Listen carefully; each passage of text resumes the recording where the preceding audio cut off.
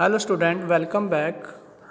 In this lesson we were talking about separation of substances कि पदार्थों को कैसे अलग किया जाता है. In the last class we were talking about how we separate a particular substance from a mixture कि किसी पदार्थ को हम मिक्स पदार्थ में से किस तरह से अलग कर सकते हैं. We were talking about hand picking. There are method of separation.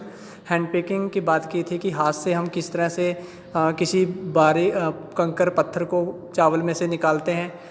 And threshing करना, जैसे अनाज को अलग करना बालियों में से, तो वो थ्रेशिंग कहलाता है. Today we will talk about the third method, that is winnowing.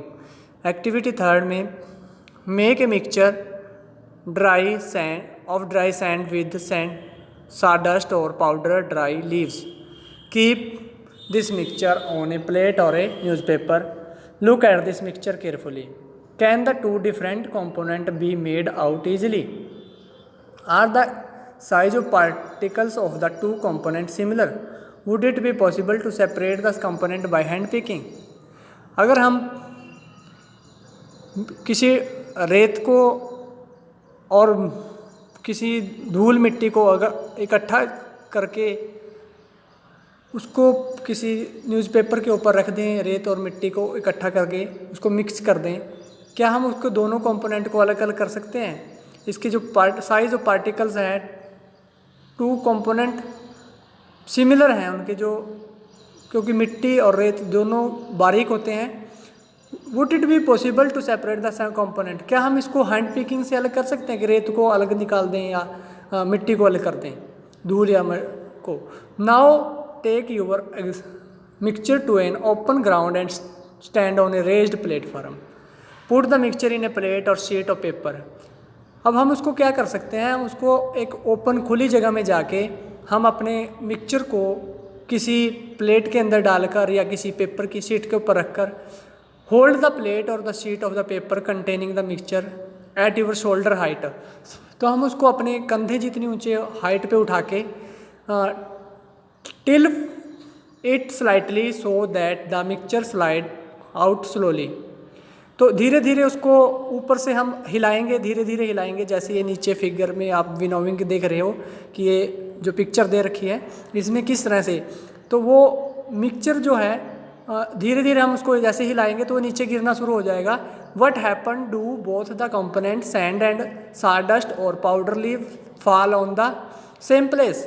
तो हम क्या देखेंगे कि क्या दोनों चीज़ें एक ही जगह गिर रही हैं, कि जो हल्की चीज़ है, मान लो जो डस्ट है, धूल है और रेत है, रेत कहाँ गिरता है, डस्ट कहाँ गिरती है, ऐसे ऊपर करके जब हम उसको नीचे गिराएंगे तो उसके अंदर से जो हवा निकलेगी, तो हवा उसको जो हल्का पदार्थ होगा, is there a component that blow away. क्या कोई ऐसा कंपोनेंट है जो दूर गिर रहा है? ब्लो अवे का मतलब है कि हवा के साथ वो दूर जा रहा है. Did the wind manage to separate the two component? क्या हवा उन दोनों को अलग अलग कर रही है? This method of separation component of mixture is called winnowing. तो इस तरह से जब हम एक पदार्थ को दूसरे पदार्थ से अलग करते हैं तो उसको विनोविंग कहते हैं. गाँवों में ज़्यादातर किया जाता है कि एक अनाज में से अगर भूसे को अलग करना होता तो हवा में ऐसे अनाज को उठाया जाता है, तो उसके अंदर से जो हवा क्रॉस होकर जाती है, हवा के साथ वो जो हल्का पार्टिकल्स होते हैं वो उड़ के दूर चले जाते हैं और जो भारी पार्टिकल अनाज के होते हैं वो वहीं पर रुक जाते हैं. Winnowing is use to separate heavier and lighter component of a mixture by wind or by blowing air. या तो इसको हम हैवी पार्टिकल जो होते हैं, अनाज है वो एक जगह पर ढेर लग जाएगा और जो हल्का पार्टिकल्स है वो हवा में उड़ के थोड़ी दूरी पे जाके गिर जाएंगे. तो इस तरह से हम हवा के साथ या हम अपने टेबल फैन से या किसी भी तरह इंस्ट्रूमेंट्स के साथ उसको सेपरेट, हवा डाल के मिक्सचर के ऊपर, तो हम उसको सेपरेट कर सकते हैं. या फिर नेचुरल हवा में हम इस तरह के एक्टिविटी विनोविंग को कर सकते हैं. This method is commonly used by farmer to separate lighter husk particle from heavier seeds of grain. तो मैंने जैसे बात की थी कि इस मेथड का ज़्यादातर प्रयोग किसान करते हैं. अपने जो अनाज है, अनाज भारी होता है और जो उसमें भूसा होता है वो हल्का होता है, वो हवा में उड़ जाता है और अनाज नीचे रह जाता है, साफ़ हो जाता है. The husk particle are carried away by the wind. जो उसमें भूस के पार्टिकल्स होते हैं जो वो उड़ के दूर चले जाते हैं. The seed of grain gate separate and form A heap near the platform for winnowing. और जहाँ पर हम विनोविंग कर रहे होते हैं, मतलब जहाँ पर किसान खड़ा होता है उसके पास में वो अनाज का ढेर लग जाता है, और जो हवा के साथ जो है उसके जो हल्के पार्टिकल्स, उसमें गंदगी है वो बाहर निकल जाती है अनाज से। The separated husk is used for many purpose such as fodder for cattles. तो इस हस्क को, भूसे को अलग करना का पर्पज़ ये है कि उसको, भूसा जो है हमारे पशुओं के खाने का काम आता है, पशुओं का चारे का काम आता है, जो अनाज है वो हमारे काम आता है। तो इसको इंसानों और पशुओं के लिए उसको अलग अलग कर लिया जाता है। Next method is sieving. Sometime we may wish to prepare a dish with flour. कई बार हम सोचते हैं कि कुछ जैसे कोई डिश ऐसी बनाई जाए जिसमें आटे का प्रयोग होता है। We need to remove impurity and bran that may be present in it. तो हम क्या करेंगे, उस आटे में से जो इम्प्योरिटी है, जो चोकर है, ब्रान हो तो चोकर जो है, उसको अलग करने के लिए what do? We use a sieve and pour the flour in it. तो हम उसके लिए एक छलनी का प्रयोग करेंगे, तो उसके अंदर आटे को डालेंगे। Sieving allow the fine flour particle to pass through the hole of the sieve while the bigger impurity remain on the सीव।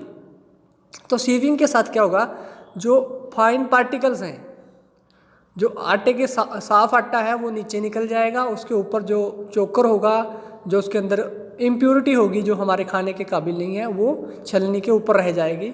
Sieving allow the fine particle to pass through the hole of the sieve while the bigger impurity remain on the sieve. जो bigger, बड़ी impurity है, अशुद्धियाँ हैं, वो सीव छलनी के ऊपर रह जाती हैं। In a flour mill, impurity like husk and stones are removed from wheat from grinding it। तो जहाँ पर आटा चक्की होती है वहाँ पर इम्प्योरिटी और हस्क को, पत्थरों को हटाने के लिए इसमें से ग्राइंडिंग किया जाता है, उनको पीस दिया जाता है। Usually a bag full of wheat is poured on a slanting sieve. तो उस जो हमारा अनाज को जब हम उसका आटा बनवाने के लिए ले जाते हैं, तो वहाँ पर उसको एक छलनी के साथ उसमें से अनाज को पास किया जाता है, ताकि उसके अंदर की जो गंदगी है अनाज के अंदर वो अलग हो जाए। Stalk and husk that may still remain with wheat after threshing and winnowing. तो जो स्टाल्क है, भूसा है, हल्के पार्टिकल है, उनको अलग करने के लिए अनाज में से थ्रेशिंग और विनोविंग का प्रयोग किया जाता है। जिस तरह से हम अनाज में से विनोविंग के द्वारा और थ्रेसिंग के द्वारा इम्प्योरिटी को दूर करते हैं। You may have also notice similar sieve being used as construction sites to separate pebbles and stone from sand. तो हम देखते हैं कि कई बार जो हमारे घर के निर्माण में, जहाँ पर कंस्ट्रक्शन का काम चल रहा होता है, वहाँ पर रेत के अंदर से पत्थर को अलग निकालने के लिए, बजरी को अलग निकालने के लिए उसके छलनी का प्रयोग किया जाता है। तो उसके द्वारा उस पार्टिकल्स को अलग कर दिया जाता है। Bring a sieve. अब एक्टिविटी 4 में देखते हैं। Activity 4, bring a sieves and a small quantity of flour from home to the class. तो इसमें तो कहा गया कि क्लास के अंदर एक छलनी लेके आए, थोड़ा सा आटा लेके आए, sieve the flour to separate any impurity in it. तो उसको आटे को छलनी से साथ छान के देखें क्या उसके अंदर इम्प्योरिटी निकलती है। Now make a fine powder of chalk piece and mix it with the flour. तो अब इसमें बताया गया कि एक्टिविटी 4 में कि अगर हम चाक को पीस कर उसको आटे के अंदर मिला देते हैं, can we separate the flour and the powder of chalk by sieve. क्या हम उस आटे को और चाक के पाउडर को अलग अलग कर सकते हैं छलनी के साथ। Sieving is used when component of a mixture have different size. तो सीविंग का प्रयोग कब कर सकते हैं, केवल तभी कर सकते हैं क्योंकि जब हमारे पास जो आटा पार्टिकल्स हैं वो अलग अलग साइज़ के हों। मान लो हमारे आटे के अंदर जो चोकर है वो आटे से भारी होता है, बड़ा होता है, इसलिए वह छलनी के ऊपर रुक जाता है। अगर हम चाक को पीस कर आटे में मिला देंगे तो वो आटे जैसा ही बन जाएगा, वो उसको अलग नहीं हम कर सकते। तो इस मेथड से उसको अलग नहीं किया जा सकता। तो ये एक्टिविटी 4 में बताया गया है। Next is sedimentation, decantation and filtration. These are also the method of separation. Sedimentation, sometime it may not be possible to separate a component of a mixture by winnowing and hand picking। कई बार ऐसा होता है कि हर चीज़ को winnowing के साथ और hand picking के साथ हाथ से उसके अंदर से पार्टिकल को नहीं निकाल सकते, इम्प्योरिटी को अलग नहीं कर सकते। For example there may be lighter impurity like dust and soil particle in rice or pulse. कई बार हमारे चावल और अनाजों के दालों के अंदर मिट्टी होती है, धूल होती है, उसको हम धूल को हम हाथ से बाहर नहीं निकाल सकते, ना ही उसको हम हैंड पिकिंग से कर सकते हैं, ना ही विनोविंग से उसको दूर कर सकते हैं। How are such impurity separate from rice or pulse before cooking. तो खाना बनाने से पहले उन इम्प्योरिटी को अलग कैसे किया जा सकता है, तो इसके लिए ये मेथड बताए गए हैं। Rice or pulse are usually washed before cooking. हम चावल को और दालों को बनाने से पहले, पकाने से पहले उनको धोते हैं, वॉश कर देते हैं। When you add water to these the impurity like dust particle get separate. तो जैसे ही हम उसके अंदर चावल के अंदर पानी डालते हैं तो उसके अंदर जो इम्प्योरिटी होगी, धूल मिट्टी उसके साथ चिपकी होगी चावल के साथ, वह उससे दूर हो जाएगी पानी से। These impurity go into water. तो वह इम्प्योरिटी जो है पानी में बह जाएगी। Now what will sink to the bottom of the vessel, rice or dust. तो जो हमारे पास कटोरा होगा जिसके अंदर हम उसको धो रहे हैं, तो हमारे पास नीचे चावल बच जाएंगे और गंदगी बाहर निकल जाएगी। वाई, क्यों?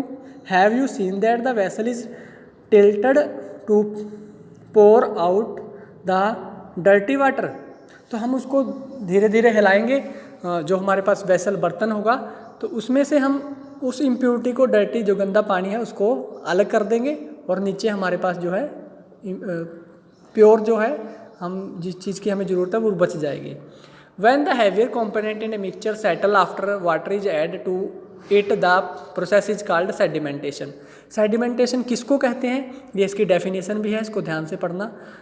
When the heavier component in a mixture settle after water is added to it, the process is called sedimentation. जब किसी कंपोनेंट के अंदर हम पानी डालते हैं तो उसके सेटल, पानी के डालने के बाद तो जो मिक्सचर है settle after water is add to, heavier component उसके नीचे बैठ जाते हैं, और तो उसको क्या कहते हैं, सेडिमेंटेशन। जैसे हम चावल के साथ, अगर चावल में धूल मिट्टी लगी है तो उसमें पानी डालेंगे तो धूल मिट्टी पानी के साथ ऊपर आ जाएगी, चावल नीचे बैठ जाएंगे, तो इसको कहेंगे सेडिमेंटेशन।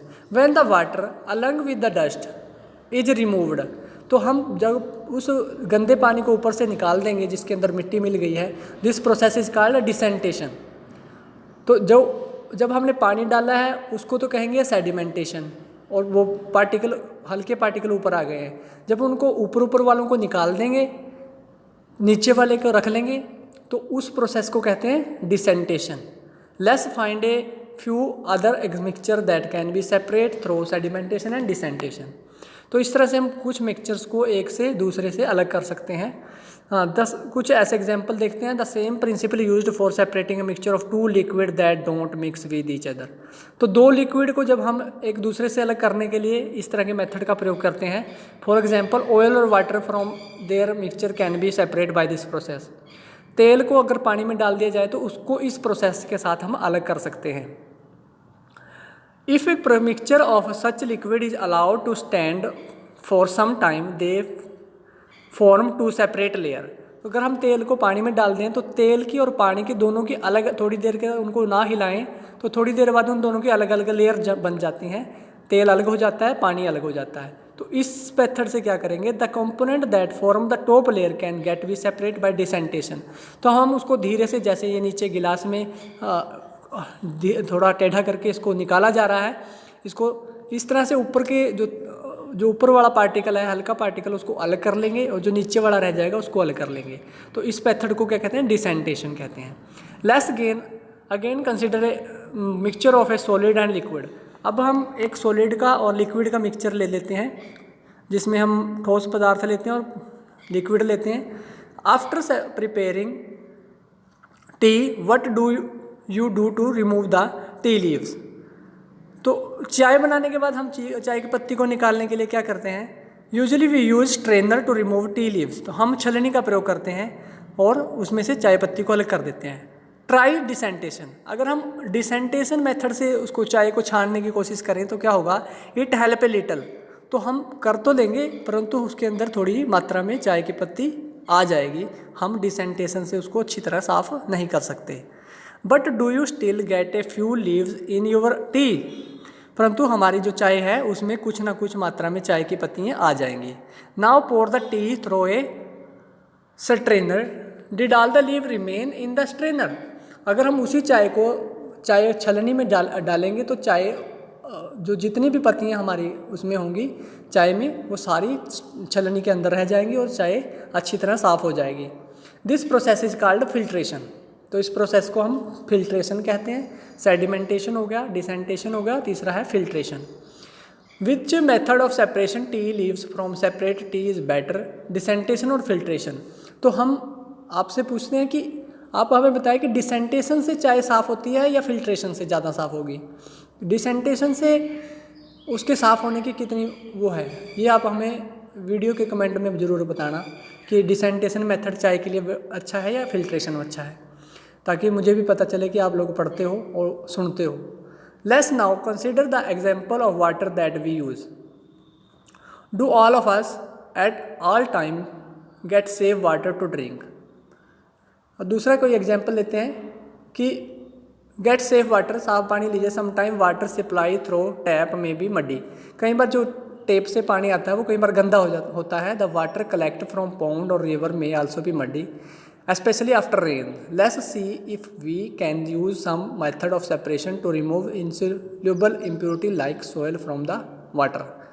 तो पानी जो हम कई बार नदियों में से आता है, तालाब में से जो पानी आता है वो भी गंदा होता है, या वर्षा की वजह से पानी गंदा हो जाता है, तो उस पानी के किस मेथड के साथ सेपरेट किया जा सकता है।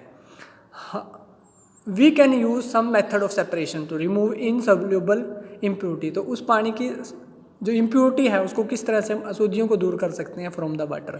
तो ये एक्टिविटी 5 हम नेक्स्ट क्लास में करेंगे, क्योंकि वीडियो काफ़ी बड़ी हो जाती है और हम नेक्स्ट क्लास में इसके बारे में बात करेंगे। तब तक के लिए हैव ए नाइस डे।